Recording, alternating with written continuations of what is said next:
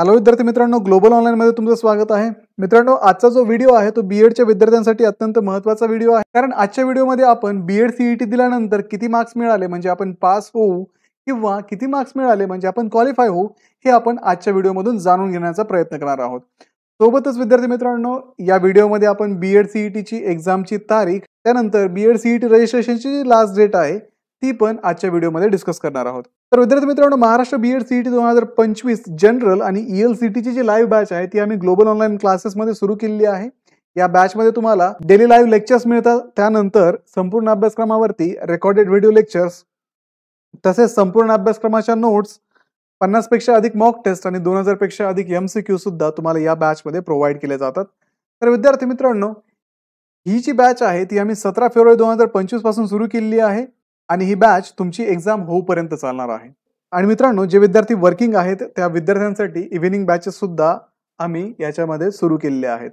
तर बॅचला जॉईन करण्यासाठी तुम्ही स्क्रीनवरती दिलेल्या नंबरवरती कॉन्टॅक्ट करू शकता किंवा प्ले स्टोअरवरती जाऊन तिथे ग्लोबल ऑनलाईन ॲप डाउनलोड करून त्या ॲपमध्ये सुद्धा तुम्ही हा कोर्स परचेस करू शकता. कोर्सची फी फक्त 2000 रुपये आहे. तर विद्यार्थी मित्रांनो, जसं की आपल्याला माहिती आहे बीएड सीईटीचे रजिस्ट्रेशन चालू आहेत आणि 11 फेब्रुवारीला जे नोटिफिकेशन आलं होतं त्यामध्ये बीएड सीईटीची जी रजिस्ट्रेशन डेट आहे ती एक्सटेंड करण्यात आली होती.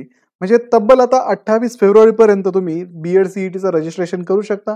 ज्या विद्यार्थ्यांनी रजिस्ट्रेशन केलेलं आहे त्यांनी फॉर्म फिल करा, सबमिट करा, आपली फीस जी आहे ती भरा आणि आपले रजिस्ट्रेशन कंप्लीट करून घ्या. तुमचे जे पेंडिंग करेक्शन्स आहेत ते पण लवकरात लवकर करून घ्या, जेणेकरून ऐन वेळेस तुमची धावपळ होणार नाही.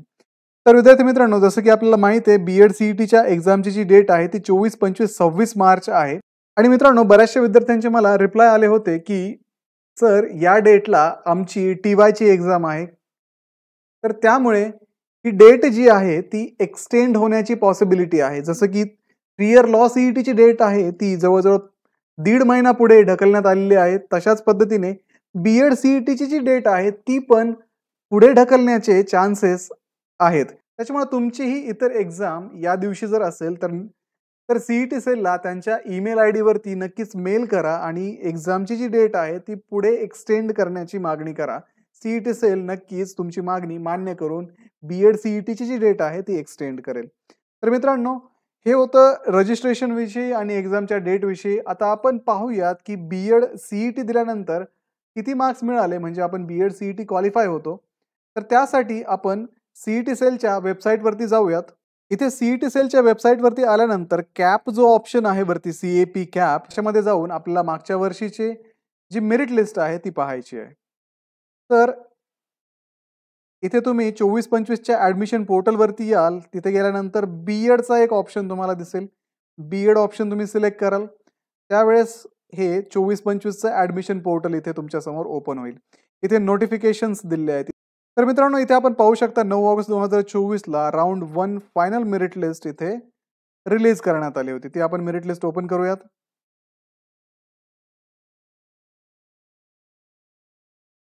आता मित्रांनो, मेरिट लिस्ट म्हणजे त्या विद्यार्थ्यांनी एक्झाम दिली, त्यांचे रिझल्ट आले, रिझल्ट आल्यानंतर त्या विद्यार्थ्यांनी बीएडच्या ऍडमिशनसाठी जे कॅप राऊंड होतात त्या कॅप राऊंडसाठी भरलेला फॉर्म आणि तो फॉर्म भरल्यानंतर त्यांची नावे या मेरिट लिस्टमध्ये समाविष्ट केले जातात. तर या मेरिट लिस्टवरून आपण पाहू की जो शेवटचा कॅन्डिडेट आहे, जो रँक आहे त्याला किती नंबर्स आहेत किंवा त्याला किती मार्क्स आहेत, त्याच्यावरनं आपल्याला कळेल की बीएड सीईटी मध्ये मिनिमम किती मार्क असावे लागतात जेणेकरून आपल्याला ऍडमिशनसाठी अप्लाय करता येईल. तर मित्रांनो, इथे ही मेरिट लिस्ट ओपन झालेली आहे. आता आपल्याला या मेरिट लिस्टच्या शेवटच्या पेजवरती जायचं आहे. तर मित्रांनो, इथे आपल्याला दिसत आहे state merit number, application ID, candidate name, gender, date of birth, category, previous category, candidature type, minority, PH, ex serviceman,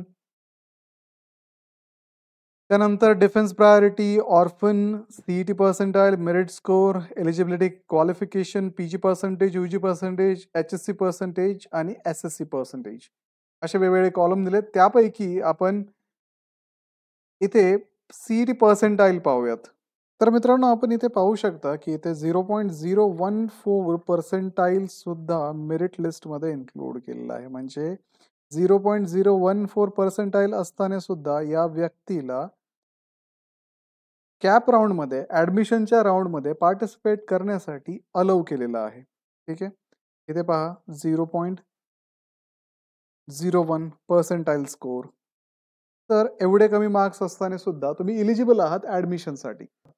म्हणजे मिनिमम मार्कची कुठलीही अट BEd CET मध्ये नाहीये. फक्त नॉन झिरो स्कोर इथे असावा लागतो तुमचा.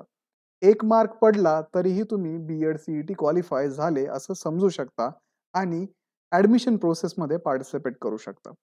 तर विद्यार्थी मित्रांनो, याच्यावरून समजायचं काय, तर BEd CET मध्ये पास किंवा फेल अशी कुठलीही गोष्ट नसते. आणि सगळ्यात महत्त्वाची गोष्ट म्हणजे BEd CET जी दिली जाते त्याच्यामध्ये ज्यांना चांगले मार्क्स मिळतात त्यांनाच फक्त चांगले कॉलेजेस मिळतात. ज्यांना कमी मार्क्स मिळतात त्यांना चांगले कॉलेजेस मिळण्यासाठी अडचणी येतात. मित्रांनो, BEd जर तुम्हाला चांगल्या कॉलेजमधून करायचं असेल, गव्हर्नमेंट कॉलेजमधून करायचं असेल, तर तुम्हाला BEd CET मध्ये चांगले मार्क्स मिळणं महत्त्वाचं आहे. चांगले मार्क्स मिळाले तरच तुम्हाला चांगलं कॉलेज मिळेल, गव्हर्नमेंट कॉलेज मिळेल आणि गव्हर्नमेंट कॉलेज मिळालं तरच तुमच्या करिअरमध्ये तुम्हाला BEd करून फायदा होईल. ठीक आहे.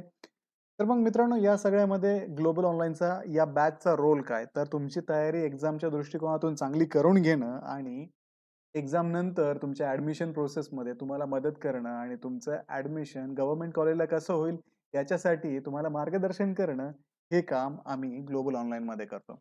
तर विद्यार्थी मित्रांनो, त्यासाठी तुम्ही लवकरात लवकर आमची बॅच जॉइन करा. स्क्रीनवरती नंबर दिले त्याच्यावरती आयदर तुम्ही कॉन्टॅक्ट करू शकता किंवा प्ले स्टोअरवरती जाऊन ग्लोबल ऑनलाईन ॲप डाउनलोड करून तिथेही हा कोर्स परचेस करू शकता. तर भेटूया पुढच्या अशाच व्हिडिओमध्ये. तोपर्यंत एक्झामचं प्रिपरेशन करत राहा. Thank you.